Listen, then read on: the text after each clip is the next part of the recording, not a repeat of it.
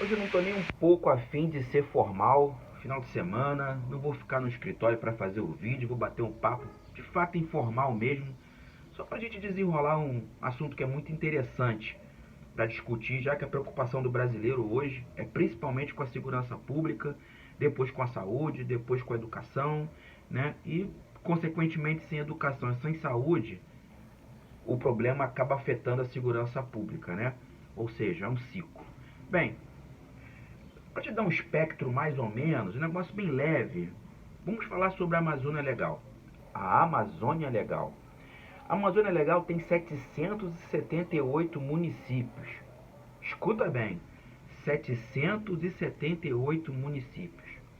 Desses 778 municípios, 178 municípios estão dominados por 22 facções criminosas. Pô, é coisa pra caramba, né? Agora vamos para a dimensão de policiamento. Policiamento ostensivo, que constitucionalmente, né, lá no artigo 144 da CF/88, é responsabilidade da polícia militar ou das polícias militares. Bem, uma média, né, no perímetro de ação de um policial militar, o que quer dizer isso? Vamos lá. Para cada 21 quilômetros quadrados, um policial vai estar atuando. Esse é o perímetro médio. Na Amazônia Legal, com 778 municípios, 178 municípios com atuação de 22 facções criminosas, a média é de um policial para 83 quilômetros quadrados. Então, olha o tamanho da dificuldade do policiamento, né, nesse espaço territorial fenomenal. É claro que a maior parte do policiamento está destinada à área urbanizada, mas aí é que vem o problema, porque nas áreas rurais, exatamente nas áreas rurais, é que os maiores, é onde estão localizados os maiores índices de homicídios, ou seja, a violência urbana, a morte, né, o assassinato, a morte intencional nas áreas rurais. E aí vamos entender a seguinte reflexão, aquele papo de final de semana. Tá, presta atenção nesse número que eu vou te passar. Em 2018, tá? O recolhimento de impostos, a arrecadação de impostos para a extração de minérios na Amazônia Legal era 45 milhões. Era o valor desse recolhimento de impostos. Em 2022, esse valor saltou de 45 milhões para 171 milhões. Bem, isso reflete a dificuldade de fiscalização. Toda essa extração de minérios é bem fiscalizada? Não tem como. Não tem como. E é aí que entra a astúcia do crime organizado no Brasil. Dessas 22 facções que estão atuando nesses 178 municípios da Amazônia Legal, essas 22 facções têm uma sociedade, ou seja, estão sob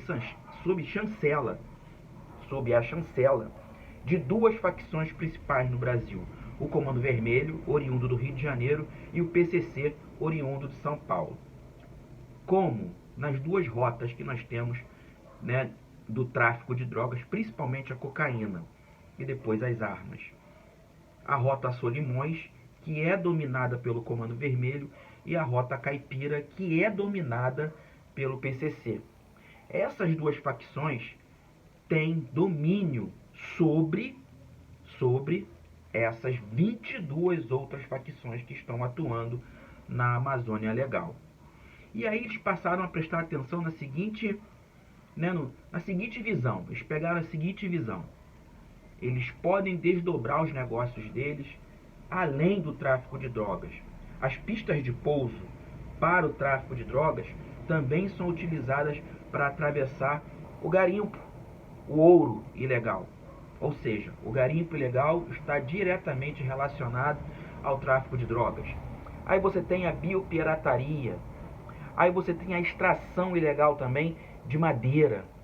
Aí você tem também a invasão territorial de locais que antes eram florestas, parte da floresta que eram fechadas, matas fechadas.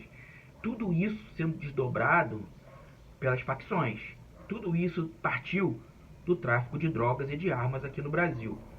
Para te dar só uma atenção, para você prestar bem atenção nisso, o norte do Brasil tem um lance que é muito preocupante, que se chama tráfico de pessoas. Sim, nós temos aqui, e atravessa mais ou menos uma rota que vai para o Suriname.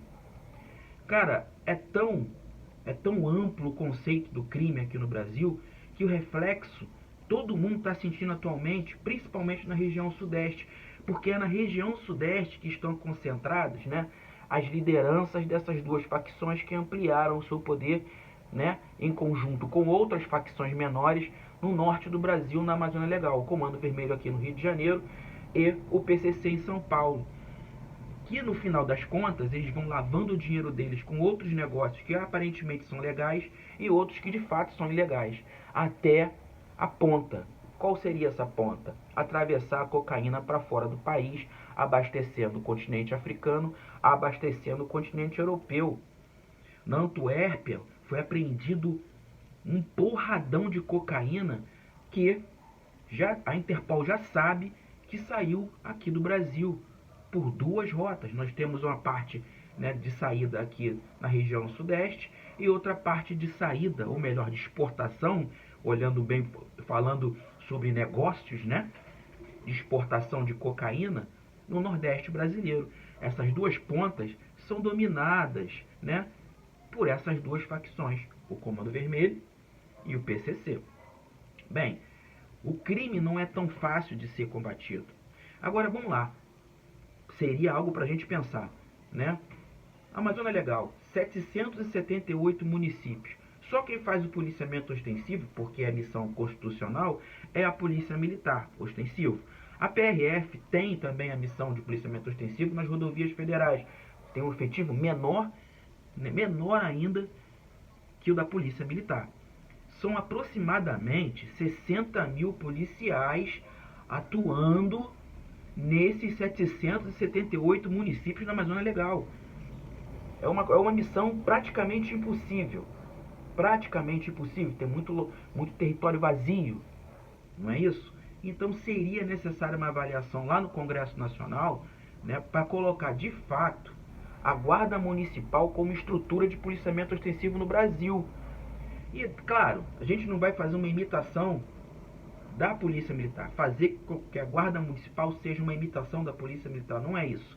É buscar um modelo mais atual, um modelo administrativamente bem diferente da Polícia Militar, mas que tenha o escopo de também fazer o policiamento ostensivo para aumentar, né, a quantidade de operadores de segurança pública, principalmente em locais onde o índice de violência urbana é muito alto e também com a dificuldade de patrulhamento no território.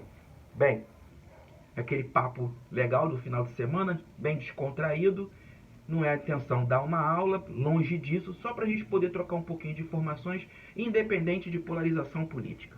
Jefferson Arouche, um barco remando contra a maré.